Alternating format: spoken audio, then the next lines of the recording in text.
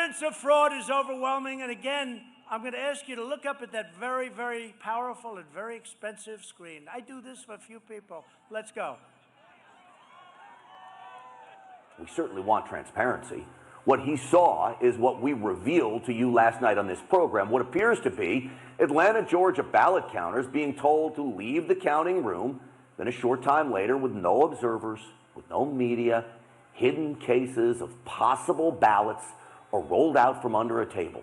4 people under a cloud of suspicion begin what looks an awful lot like ballot stuffing.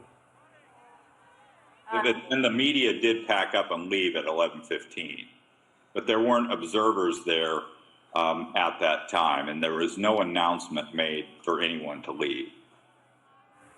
Now, wait a second here. That is disheveled Fulton County Elections Chief Richard Barron, but he doesn't have the facts right. The video proves it. At 10:40 p.m., not 11:15, 10:40, the media is packing up. A half hour before he thinks they leave. You can see them putting on their jackets there. And by 10:56, they are long gone. And the Trump team has sworn witness testimony, claiming an announcement was most certainly made. In fact, even CNN reported the counting was being shut down due to a water main break that even election administrators now acknowledge was a leaky toilet. So someone had to tell those people to leave. And if you look at this table, there are ballots in boxes open and ready for counting. Now watch as they get packed up. Why would you need to secure them and then ultimately take out the mysterious ballots from under the table to start counting? It just doesn't add up. Elections Board member Dr. Kathleen Ruth shows her skepticism in that Zoom call this morning with the elections chief. It is interesting that these ballots were under a table versus being in the open. Well, I think there's a. I don't know that I think those ballot boxes get heavy. I don't think they want to be lifting those things up and putting them back down. He makes no sense. The guy's scratching his head. He just looks nervous. The guy does not inspire confidence.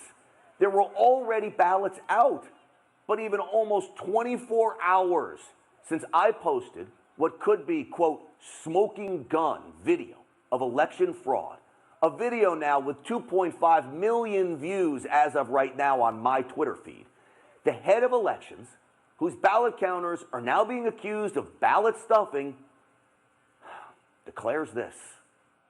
I'll have to review. I need to review the video. I have not seen the video. Please do. Please do is right. He hasn't watched the video that could upend the presidential election, and the guy in charge of the very people in the room admits he didn't watch the video before updating board members this morning. That's insanity. And yet, Fulton County still certified the election. But you know who did watch our video? Our viewers, Stinchfield's Army. One directed me to this moment in the video. The woman in purple, after putting ballots in to be scanned, it appears to take the same batch of ballots out, straighten them, and then look what she does with them. She reinserts them back into the ballot counting machine again. The same set of ballots.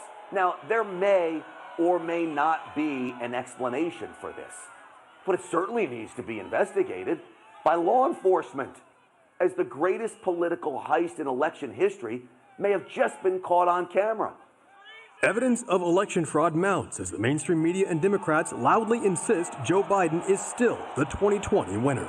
However, numerous whistleblowers are coming forward with credible information that hundreds of thousands of votes for President Trump mysteriously disappeared on election night. On Tuesday, Jesse Morgan, a worker for the U.S. Postal Service, revealed that his trailer full of ballots simply went missing after he dropped them off. The worker drove his truck from Bethpage, New York, all the way to Lancaster, Pennsylvania, and says he was carrying some 288,000 completed mail-in ballots. Phil Klein, the director of the legal group Thomas More Society Amistad Project, says they have many more testimonies from whistleblowers with similar stories.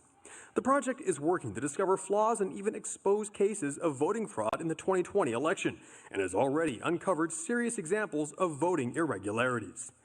Backing up President Trump's warnings, Klein explains that the post office was rife with fraud and that many Postal Service workers were taking part in widespread illegal efforts to undermine the election.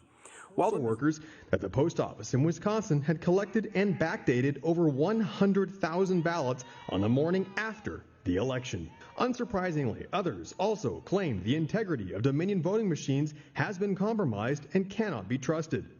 During a press conference in Arlington, Virginia on Tuesday, the project explained that election officials in blue jurisdictions have failed to maintain the ballot chain of custody, which leaves the door wide open for voting fraud. The project said it has photographic evidence of people improperly accessing voting machines and eyewitness accounts on how the seals on ballot hard drives were illegally tampered with and broken. Klein says that in total, there are over 300,000 fraudulent ballots in Arizona, 548,000 in Michigan, 204,000 in Georgia, and 121,000 in Pennsylvania. Based on this evidence, the FBI has reportedly requested to look at the project's data on voting integrity and potential election fraud. Pearson Sharp, One America News. Based on this evidence, the FBI has reportedly requested to look at the project's data on voting integrity and potential election fraud. Pearson Sharp, One America News.